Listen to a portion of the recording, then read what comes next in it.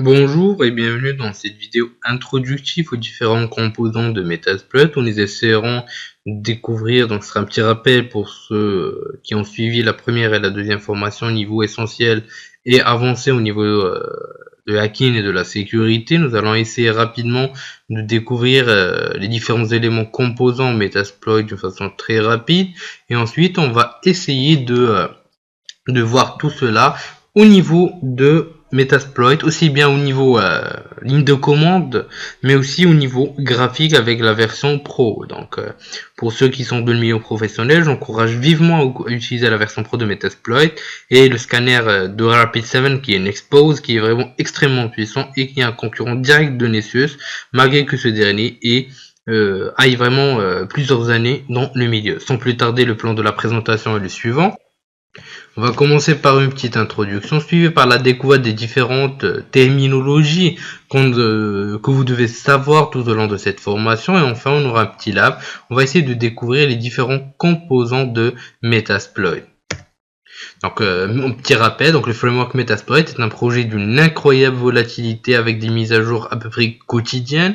Donc, c'est une infrastructure nécessaire pour automatiser les tâches mondaines ou complexes. Donc d'abord, comme on l'a cité dans les premières vidéos, c'était écrit en Perl et ensuite il a été réécrit en entier en Ruby. C'est surtout indispensable pour tout pentester qui se respecte, vu que ça peut vous faire gagner en temps mais aussi en efficacité. C'est vraiment extrêmement puissant et incontournable. Il permet donc de développer vos propres exploits, modules bien sûr qui sont modules d'exploitation, de scan ou encore des modules post-exploitation et qui a une API extrêmement riche qu'on va pouvoir découvrir ensemble dans les prochaines vidéos tout au long de cette formation. Donc on aura un chapitre spécialisé dans le coding sous Metasploit. Donc la première terminologie qui reste intéressante à découvrir, c'est la notion d'exploit. Donc c'est vraiment très primordial à connaître. Donc un exploit est le moyen par lequel un attaquant profite d'un défaut dans un système ou encore une application ou un service. Donc le service c'est le défaut qui est le plus présent. Donc la plupart du temps, on a des services qui sont extrêmement vulnérables puisque c'est la porte d'entrée pour n'importe quel serveur. Donc les applications, on retrouve les failles applicatives traditionnelles telles que les buffer overflow, les heaps, les stacks, etc. Donc le but est de faire que le système produise un comportement inattendu pour profiter ainsi de ce comportement pour récupérer le maximum de privilèges par exemple. Donc on a un petit exemple du dépassement de tampons, donc buffer overflow, vulnérabilité web ou encore des erreurs de configuration qui peuvent être aussi utilisées par ces exploits.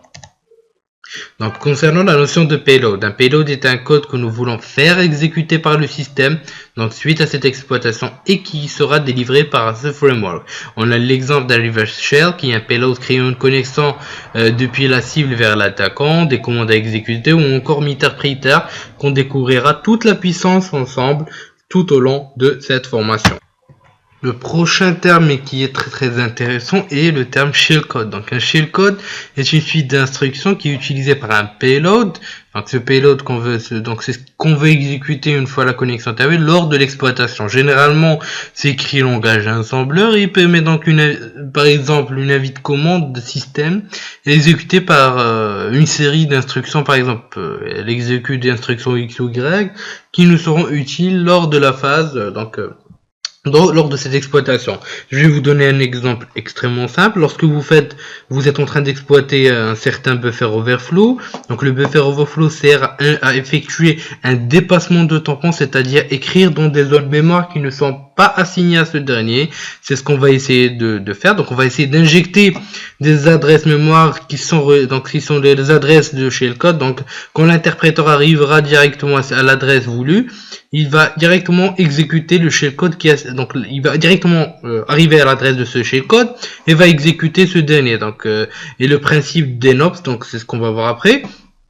Donc les adresses de retour, donc on injecte plusieurs adresses de retour pour accentuer la chance d'exécution de ce shellcode. Donc bien sûr, c'est un petit rappel vu qu'on a déjà vu tout ça dans la formation hacking et sécurité niveau essentiel.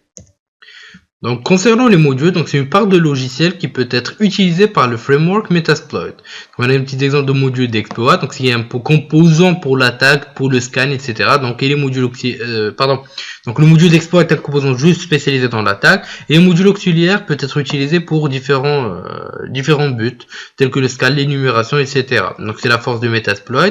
C'est l'utilisation de la modularité au sein de son système, et c'est cette modularité qui va nous permettre un coding qui est vraiment assez avancé et une exploitation qui est vraiment très efficiente. Un listener, bien sûr, est un composant qui attend une connexion entrante. Donc, c'est le même principe au niveau de la programmation pour ceux qui ont déjà fait ça. Donc, une fois la machine est exploitée, elle peut communiquer avec l'attaquant en utilisant le listener pour la gestion de cette connexion. Donc, une fois que comme vous verrez, donc une fois qu'on va exécuter un exploit au niveau d'une machine cible, bien sûr, on devra lancer le listener afin d'attendre une connexion entrante. Une fois la connexion est établie, donc vous pourrez effectuer bon nombre de manipulations post-exploitation que vous voudrez. Donc maintenant on arrive aux interfaces de Metasploit. Donc MSF Console, c'est la plus populaire, flexible et complète de tous les frameworks, de tout le framework Metasploit.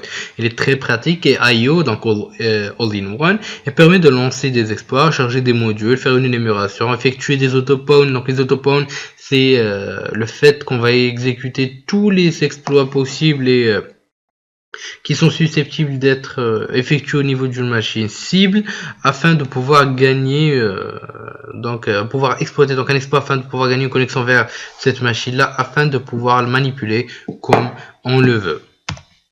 Donc on a aussi MSF Client, donc qui est spécialisé, dans le scripting, donc qui permet le lancement d'exploits et les modules auxiliaires. Donc c'est un outil parfait pour les tests. Donc mais c'est juste donc le scripting, c'est juste quand vous savez de quel exploit et option dont vous aurez besoin. Donc comme ça vous êtes vous arrivez directement au but, donc surtout si c'est des tâches mondaines. Donc c'est vraiment une interface qui est très intéressante. Donc on a aussi Armitage. Donc Armitage qui est une interface utilisateur entièrement graphique et interactive, donc écrite par Raphaël Match, qui est impressionnante, riche en fonctionnalités et disponible gratuitement. Donc, mais bien sûr pour pouvoir exploiter cette interface de Armitage d'une façon efficace, il faut apprendre le framework, comment ça marche, etc. afin que l'utilisation de cette dernière devienne facile mais aussi utile et non pas juste le faire pour le faire entre parenthèses. On a ensuite MSF Payload, donc MSF Payload qui est le composant qui permet de générer des shellcodes, les exécutables et les différents composants hors framework. MSF Encode aussi, donc c'est une fois le shellcode est généré, donc par MSF Payload, il contient plusieurs caractères bien sûr qui signifient une chaîne de requêtes. Donc directement ça ne va pas marcher, donc le payload devient automatiquement non fonctionnel et peut être détecté très facilement par les IDS, donc Intrusion Detection System, ou les antivirus. Donc MSF Encode permet d'éviter ces caractères en encodant ce payload. On verra plus tard comment ça se passe, sachant que dans la nouvelle version de Metasploit, MSF Payload et MSF Encode sont rassemblés en un seul tiers, donc qui est MSF Venom. On a ensuite NASM Shell qui permet d'analyser le code en langage assembleur, donc c'est le code d'opération pour une instruction assembleur en général. Sans plus tarder, allons découvrir tout ça rapidement ensemble.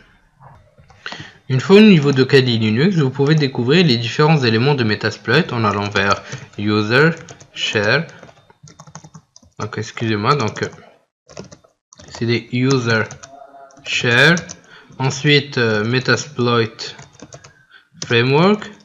Ensuite vous pourrez visionner les différents éléments. Donc j'ai essayé de vous présenter les plus importants qui sont MSF Console mais aussi MSF Venom. Donc c'est les principaux points qui nous sont intéressants. Donc vous pouvez aussi bien sûr visiter les différents éléments au niveau de ce dernier tels que les modules.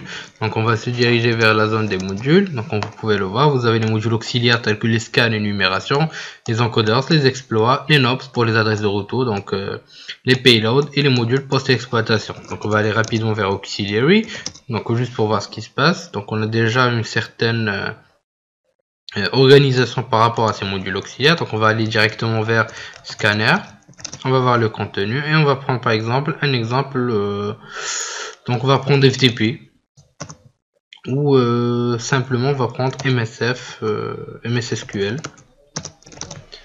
Donc voilà, comme on l'a dit, c'est écrit en Ruby, donc automatiquement tous les modules sont écrits en Ruby. Donc voilà, on va ouvrir rapidement un des modules, donc celui du hashdump. Et comme vous pouvez le voir, ce sera très bien structuré. Donc on verra plus tard que veut dire chaque chose concernant ce dernier et comment vous pourrez développer vos propres exploits. Donc maintenant, pour lancer les différents composants de cette dernière, donc c'est vraiment très simple. Donc, par exemple, pour lancer MSF Console, c'est extrêmement simple. Il suffit de taper MSF Console et lancer ce dernier. Donc, pareil pour Armitage, vous pouvez ou ouvrir un avis de commande et taper Armitage, ou encore vous pouvez lancer Armitage depuis la petite icône ici, ou encore au niveau application zone exploitation. Donc on clique sur Connect, et oui, on va laisser charger. En même temps, on va essayer de découvrir les différents éléments de Metasploit. Donc pour essayer de voir ce qui se passe au niveau de Metasploit en termes d'exploits, donc on va taper Show Exploits, donc pour afficher tous les exploits qui sont présents au sein de Metasploit. Donc voilà, vous avez tous les exploits qui sont au niveau de la base de données. Donc, mais bien sûr, donc on laisse ça à part. Donc, mais bien sûr, concernant Metasploit, donc juste une petite parenthèse, donc il faut toujours penser à faire des updates. Donc il faut toujours effectuer des updates, des petites mises à jour, afin de toujours être bien sûr conformément aux différents exploits qui sont découverts tous les jours, vu que le monde de la sécurité informatique est en continue évolution. Vous pouvez toujours lancer les mises à jour en tapant MSF Update pour faire un update de la base de données. Donc maintenant, si vous voulez par exemple chercher un exploit spécifique, vous pouvez juste taper Search et donner par exemple VNC pour chercher sans pour autant donner automatiquement donc la version, etc. Donc on va juste faire une petite recherche générale, donc comme vous allez le voir. Donc voilà, on a tout ce qui concerne les vulnérabilités orientées VNC. Donc vous pouvez aussi afficher les différents éléments, donc Show All pour afficher le tout, les encodeurs exploits, etc., les modules auxiliaires, etc. Donc on va prendre par exemple les modules auxiliaires. Donc ça va prendre quelques secondes pour l'affichage. Donc voilà, vous avez les petits modules auxiliaires qui sont automatiquement chargés. Donc l'utilisation est très simple. Donc si vous voulez utiliser par exemple un module auxiliaire, donc il suffit de taper Use Auxiliary, donc et vous aurez les différents éléments. Donc vous pouvez soit choisir, donc comme je viens de le faire, donc vous pouvez taper info, vous aurez les infos sur par exemple ce module auxiliaire, donc serveur DHCP qu'on vient de choisir, ainsi que les options, bien sûr la description de ce dernier. Si vous voulez aussi bien sûr afficher les différentes options, vous pouvez juste taper Show Options et vous aurez les différentes options de ce module là, donc comme vous pouvez le voir. Donc c'est vraiment extrêmement intéressant, extrêmement simple d'utilisation aussi, donc comme vous pouvez le voir, et vous permettra une utilisation vraiment extrêmement simple de Metasploit. Donc pour l'exploitation, etc., on verra plus tard comment on va pouvoir exactement le faire.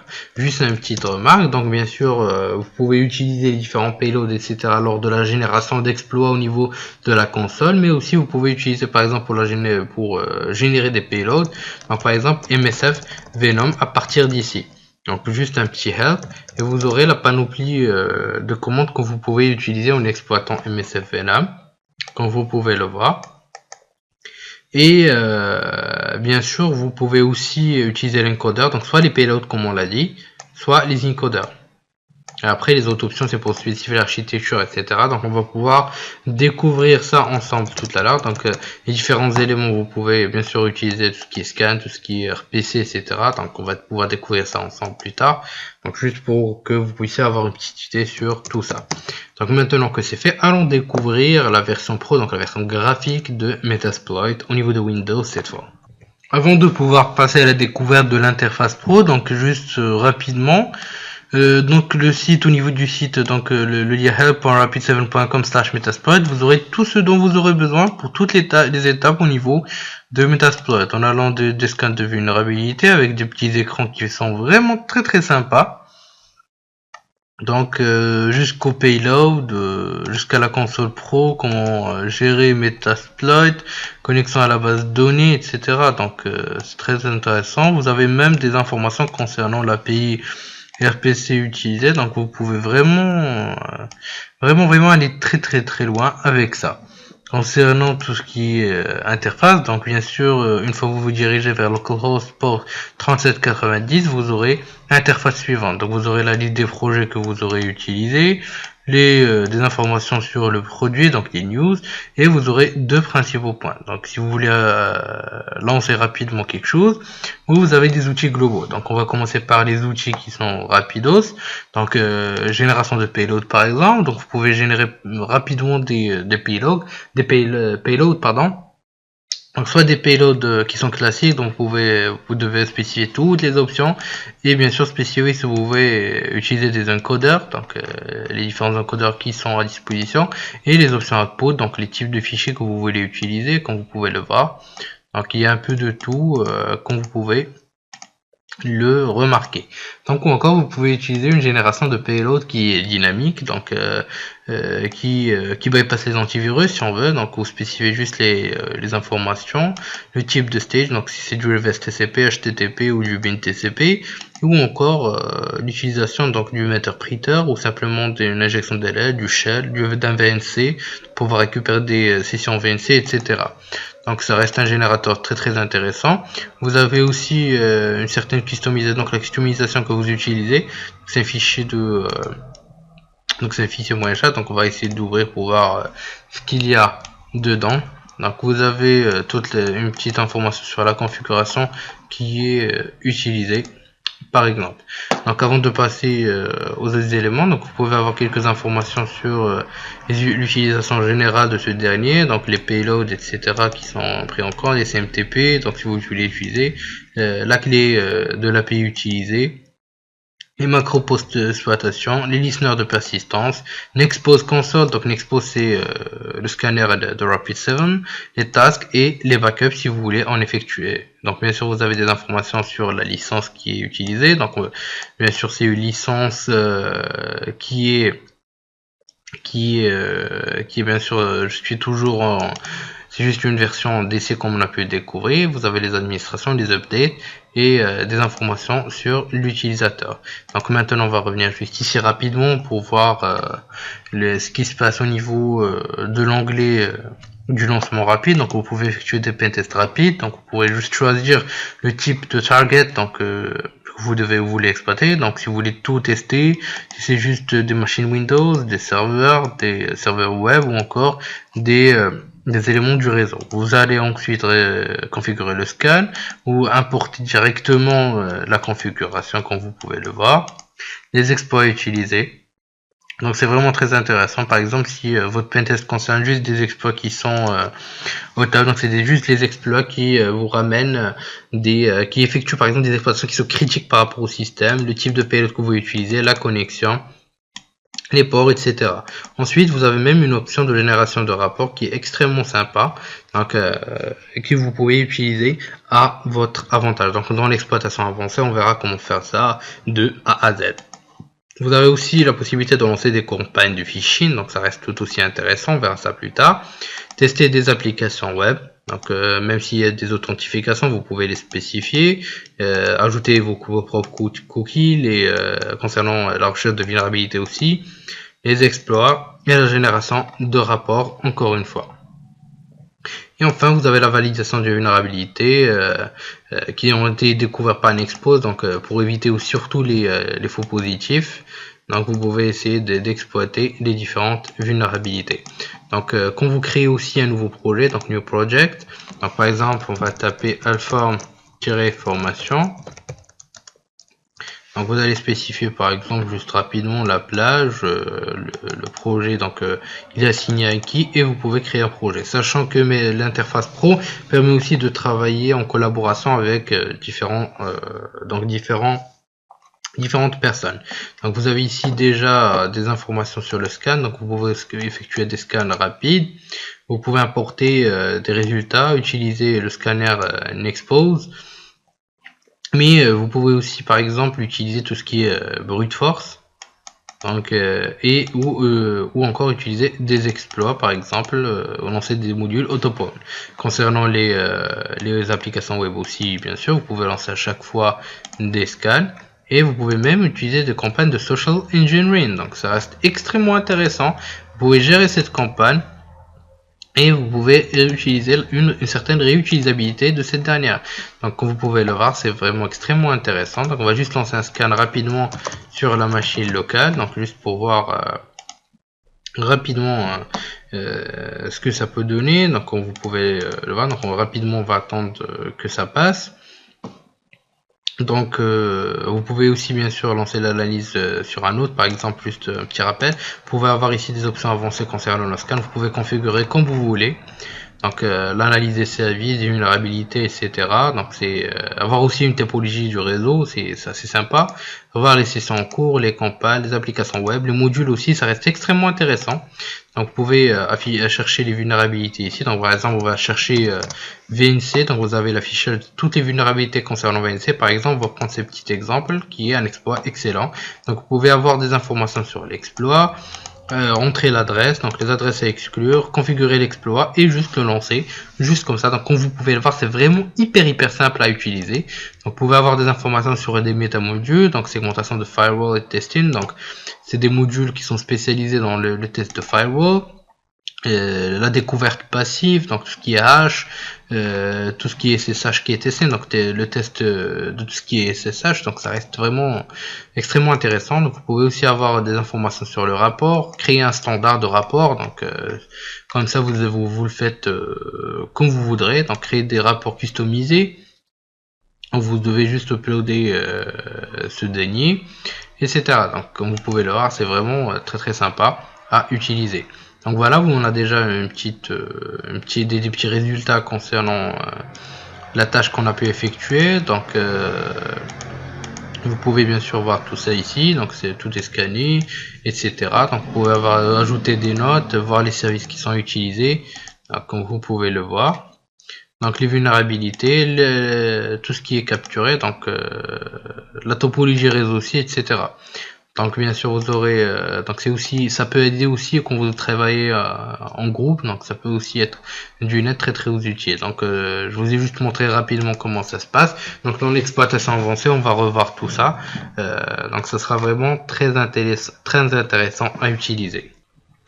Pendant cette présentation, nous avons pu découvrir les différents éléments de Metasploit qui nous seront fort utiles pendant les prochaines vidéos. Lors de l'exploitation avancée, on va revoir tout ça ensemble d'une façon extrêmement avancée, donc un scénario beaucoup plus avancé que ce qu'on a pu découvrir maintenant. Je vous dis merci de votre suivi et aux prochaines vidéos sur Alpha.